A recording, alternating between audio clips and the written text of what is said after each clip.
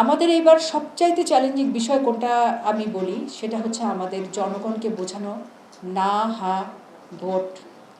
আমরা কিন্তু হ্যাঁ না ভোট কিন্তু আমাদের এই প্রজন্মের জনগণ জানে না। আমরা যখন খুব ছোট ছিলাম তখন কিন্তু হ্যাঁ না ভোট। নির্বাচনের এবার সবচেয়ে চ্যালেঞ্জিং বিষয় হচ্ছে আমাদের ভোট দানের সাথে সাথে আমাদের কিন্তু না হা ভোটটা দিতে হবে। এই না হা ভোটের বিষয়টি খুব প্রাঞ্জল ভাষায়, সহজ ভাষায় মানুষকে বোঝাতে হবে।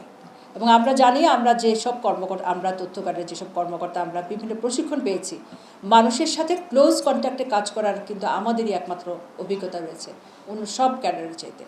এবং আমরা কিন্তু সেই বিষয়গুলো কিন্তু তাদেরকে বোঝাতে পারবো, হৃদয়ঙ্গম করাতে পারবো। আমরা উঠান বৈঠক পর্যন্ত করে থাকি তথ্য ক্যাডার কর্মকর্তারা।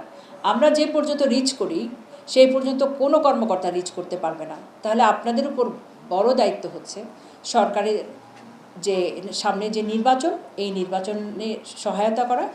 প্রথমত বোঝানো যে নির্বাচন হচ্ছে এবং এই নির্বাচন স্বচ্ছতার সাথে, এবং দেশের চাবি আপনার হাতে, আপনি নিজে বুঝে নিজে আপনার ভোটটি দিবেন। 2, আপনি না হা ভোটটি দিবেন, অর্থাৎ সেই ভোটের পাতা পূরণ না করে একটা সম্ভবত গোলাপি রঙের, আমি যতটুকু দেখেছি ইলেকশন কমিশনের যেটা দেখেছি, এখন আমাদের কাছে আসবে সব কিছু। আমরা কন্টেন্টগুলো নিচ্ছি সংস্কৃতি বিষয়ক মন্ত্রণালয় থেকে। এই কন্টেন্টগুলো নিয়ে আমরা কিন্তু কন্টেন্ট তৈরি করছি না, আমরা শুধুমাত্র সংস্কৃতি বিষয়ক মন্ত্রণালয় কন্টেন্ট তৈরি করছে। সেখান থেকে নিয়ে কিন্তু আমরা আপনাদের প্রচারণার জন্য দিব।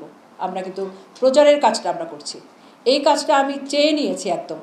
আপনারা আগে হয়তো করেছেন, কিন্তু এই কাজটাও জুলাই প্রোগ্রামের মতো সংস্কৃতি বিষয়ক মন্ত্রণালয় থেকে নিয়ে নেওয়া হচ্ছিল।